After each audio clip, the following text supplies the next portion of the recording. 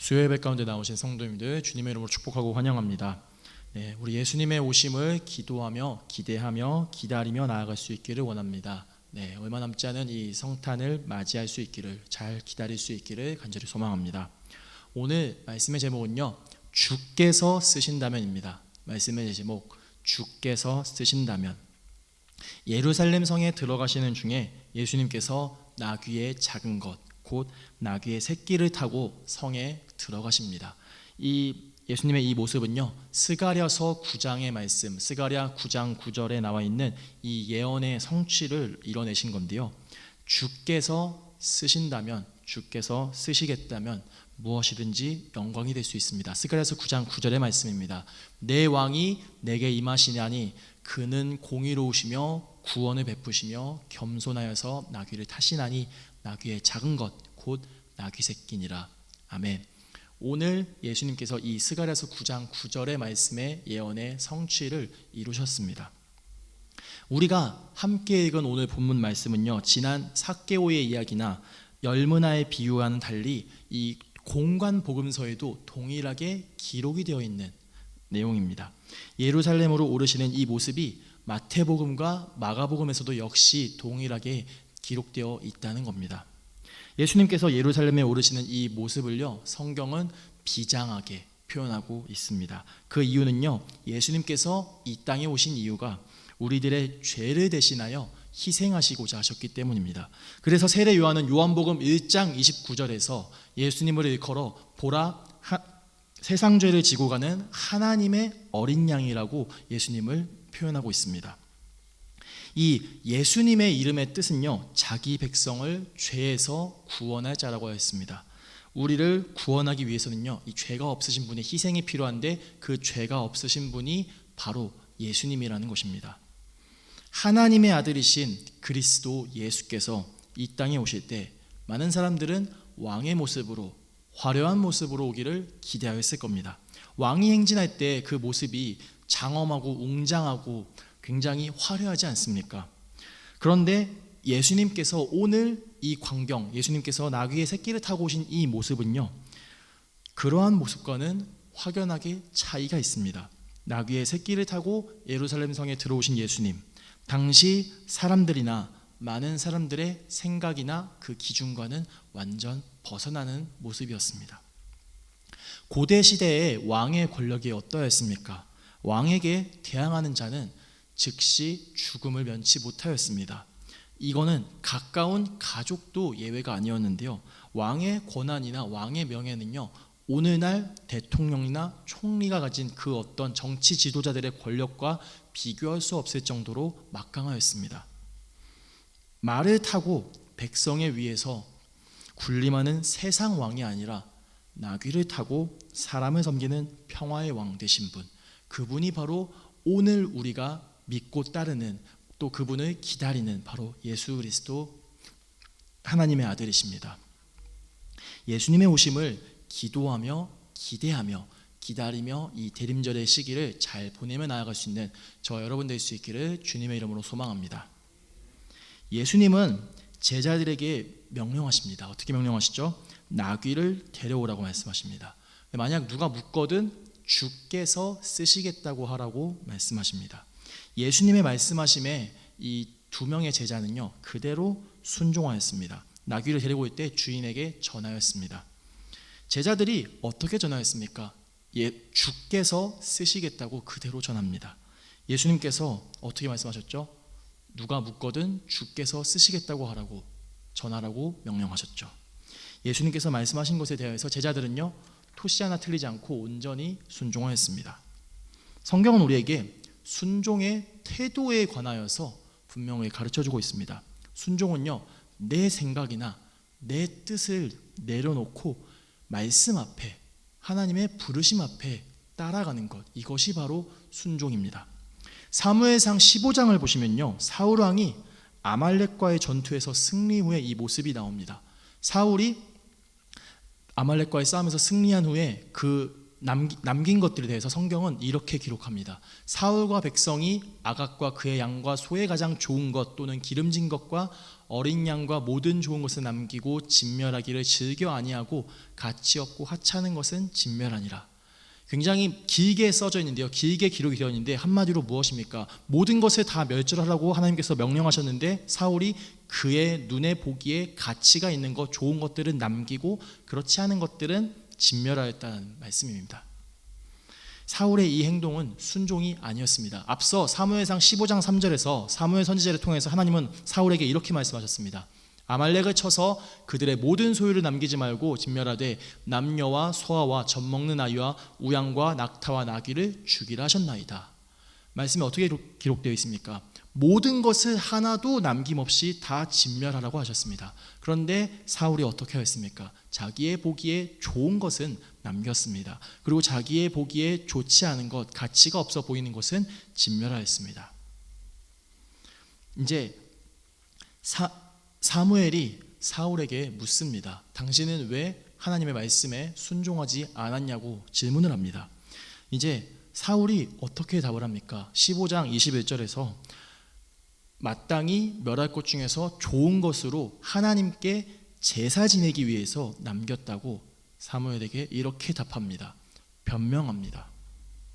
근데 사울의 이러한 행동은 하나님의 말씀에 순종함도 아니었고요, 하나님께 제사를 드리기 위함도 아니었습니다. 양과 소의 좋은 것을 남긴 그의 행동은요, 제사를 드리기 위해서 남겼다기보다는 그의 눈에 보기 좋은 것을 위해서, 그가 어떤 재물에 눈에 멀어서 챙긴 것으로, 남긴 것으로 보여지기 때문입니다. 하나님 앞에서의 선은요, 말씀에 순종하는 것이지 다른 것에 있지 않습니다. 사무엘은요, 사울왕에게 이렇게 답을 하죠. 사무엘상 15장 22절, 우리가 잘 아는 말씀이죠. 순종이 제사보다 낫고 듣는 것이 순양의 기름보다 낫다라고 사울에게 사무엘 선지자가 이렇게 말씀합니다. 그렇습니다. 우리가 먼저 앞서야 하는 것은 말씀에 순종하고 하나님 말씀을 듣는 것이지 다른 어떤 것을 행함이 아니라는 것입니다. 오늘 본문의 제자들로 어떻습니까? 그들의 생각 가운데 혹시 예수님께서 예루살렘 성에 들어가시는데 이 나귀의 새끼를 타고 가면 너무 없어 보이지 않을까? 너무 초라해 보이지 않을까? 와 같은 그런 인간적인 생각 그들에게 없었을까요? 모르긴 몰라도 그런 생각이 전혀 없지는 않았을 겁니다. 그러나 그들은 자신들의 그런 생각, 세상적인 기준, 이 모든 것들을 다 내려놓고 예수님께서 말씀하신 그 말씀에 순종하였습니다. 그들이 말씀 앞에 순종하였음을 알 수 있는 표현은요, 나귀의 주인들에게 그들이 전한 표현에서 나타납니다. 예수님께서 제자들에게 어떻게 말씀하셨죠? 19장 31절에 주께서 쓰시겠다, 주가 쓰시겠다라고 명령하셨습니다. 그런데 이 제자들이, 그 말씀에 순종한 제자들이 어떻게 반응하였습니까? 34절입니다. 주께서 쓰시겠다고 사람들에게 전하였습니다. 어떻습니까? 예수님의 이 말씀에 제자들이 온전히 그대로 순종하였습니다. 만약 그들이 순종하지 않았다면, 만약 그들이 그 마음 가운데 순종함이 없었다면 애매하게 혹은 다른 자신들의 가치와 생각과 기준의 것들을 붙여서 전하였을 텐데 예수님께서 말씀하신 그 말씀 그대로를 온전히 전하였습니다. 주께서 쓰신다고, 주가 쓰시겠다라고 전하였습니다. 우리가 말씀에 대해서 확신을 가지고 말씀대로 살아가고 부르심대로 순종하는 저와 여러분 되시기를 주님의 이름으로 간절히 소망합니다. 이제 나귀의 새끼를 가지고 옵니다. 예수님께서 감람산 내리막길에 가까이 오셨을 때에 제자들이 찬양합니다. 주의 이름으로 오시는 왕, 하늘에는 평화, 가장 높은 곳에는 영광이라고 예수님의 오심을 찬양하고 있습니다. 주의 이름으로 오시는 왕, 바로 메시아 예수 그리스도이십니다. 그런데 어떤 무리가 예수님에게 이 제자들을 책망해야 한다고 말합니다. 이 무리가 누구입니까? 바리새인들이었습니다. 지난 열 문화의 비유 때 왕에 오르는 것을 반대했던 그들이, 비유에 등장한 인물들이 바로 이 유대인들, 특히 바리새인들이었는데요.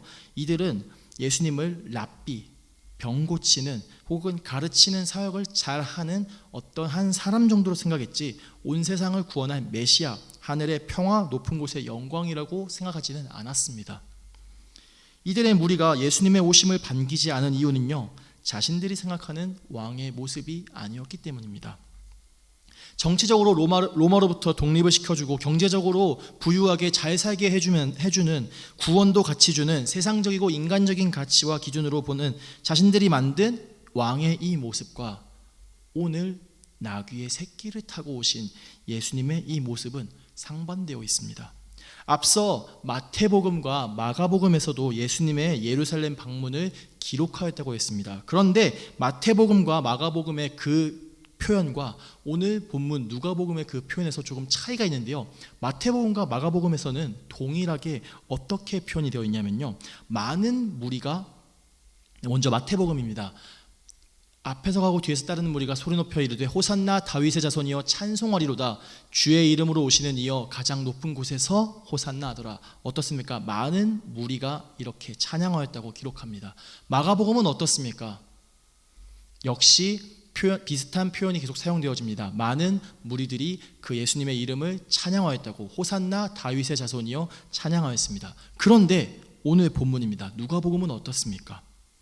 누가복음에서는 이 제자들 정도만 예수님의 이름을 찬양하였다고 나와 있습니다. 그리고 그 찬양하는 예수님을 찬양하는 그 제자들을 보고 어떤 무리들이 오히려 예수님에게 저 제자들을 질책하라고, 당신의 제자들을 질책하라고 말씀하고 있습니다. 마태복음, 마가복음, 누가복음의 기자가 서로 다른 것을 보고 다른 것을 기록한 것이 아닙니다. 마태복음과 마가복음에서는 예수님의 오심을 찬양한 그 무리들에 주목하였다면, 누가복음에서는 그 무리들이 많았지만 그렇지만 여전히 배척한 무리들이, 예수님의 오심을 반기지 않은 사람들이 훨씬 더 많았음을 오늘 누가복음서의 저자 누가는 이것을 강조하고 있습니다. 네, 예수님께서 왕으로 오셨지만 실제 사람들의 반응은 어땠습니까? 경멸, 수치, 모욕이 더 가깝지 않습니까? 누가복음 9장에 보시면요, 예수님께서 사마리아의 한 마을을 지나가십니다. 그때에 그 사마리아 사람들이 예수님을 받아들이지 않습니다. 네, 이에 받아들이지 않았기에 예수님의 제자 가운데 두 사람, 야고보와 요한이 그 마을을 불질러 버리자고, 그 마을을 불살라 버리자고 예수님에게 이렇게 제안을 합니다. 이렇게 따집니다. 이와 같은 기록은요, 당대 사회에서 이 방문과 환영이 얼마나 중요했는지를 나타내고 있습니다. 이에 예수님께서 어떻게 답하였습니까? 만약 이들이 침묵한다면 돌들이 소리칠 것이라고 말씀합니다. 심판하실 것에 대해서 말씀하고 있습니다. 41절에 보시면요, 예수님께서 예루살렘 성을 보고 눈물을 흘리셨습니다. 42절 이하의 표현은요, 예루살렘의 멸망을 예언하고 있습니다. 예수님 오시기 전에 선지자와 예언자들을 통하여서 예수님의 오심을 계속해서 전하였습니다. 예수님의 오심을 계속해서 나누었습니다. 이제 하늘의 영광, 하늘의 영광을 버리고 낮은 모습으로, 낮은 자의 모습으로 이곳에 오신 그 예수님이 그들 눈앞에 있는데도 여전히 그들 가운데는 예수님을 배척하고 반기지 않는 무리들이 더 많이 있었습니다. 예루살렘의 많은 이들이 예수님을 배척할 것과 주 70년경 예루살렘 파괴 현장을 예수님은 예언을 하신 것입니다. 그 예수님을 배척한 이 유대인들이 하나님의 심판대 앞에서 멸망할 것 역시 예언합니다. 아직 많은 사람들은 평화의 예수님을 인정하지도 않고 있습니다. 예수님에 대해서는 알았지만 예수님을 알지 못했습니다. 우리가 어떠한 대상에 대해서 아는 것과 어떠한 대상을 아는 것은요, 완전히 다릅니다. 우리가 하나님에 대해서 아는 것과 하나님을 아는 것은 어떤 차이가 있을까요? 우리를 지으신 분, 온 세상을 창조하신 분과 같은 이러한 표현들은요, 하나님에 대해서 아는 것입니다. 하나님과 친밀한 교제가 없더라도 교회에 조금만 다니면, 말씀을 조금만 들으면 누구나 생각할 수 있는, 누구나 표현할 수 있는 정도의 표현들이지 않습니까? 그런데 하나님을 안다라고 하는 것은요, 내가 힘들 때 나를 구원하신 분, 내가 힘들 때 내 힘듦을 다 아시는 분과 같은 고유한 표현들이 나타납니다. 특수한 표현들이 나타납니다. 우리는 예수님에 대하여서 알고 있습니까? 예수님을 알고 있습니까? 예수님이 하나님의 아들이고 우리의 죄를 구원하셨다는 분, 구원하신 분이라고 하는 이 사실은 예수님을 안다기보다는 예수님에 대해서 아는 것이지 않을까요? 개인적으로 제가 어떤 얘기를 들을 때, 사람에 대해서 어떻냐라는 질문을 들을 때요, 착하다라는 답변에 대해서요, 저는 잘 믿지 않습니다. 착하다라는 그 말을 믿을 수 없는 것이 아니라요, 그 사람이 정말 착해서 그렇게 표현했을 수도 있겠지만, 사실 어떻게 보면 그 사람을 잘 알지 못할 때, 그 사람을 잘 알지 못할 때, 그래도 나쁜 말을 하기 싫을 때 쉽게 전할 수 있는 말이 그 사람 착하지, 그 사람 착해 와 같은 표현이라고 생각되어지기 때문입니다. 좀 뻔한 표현일 수도 있죠. 착하다는 그 표현을 고유하게, 특수하게 표현되어진다면 어떨까요?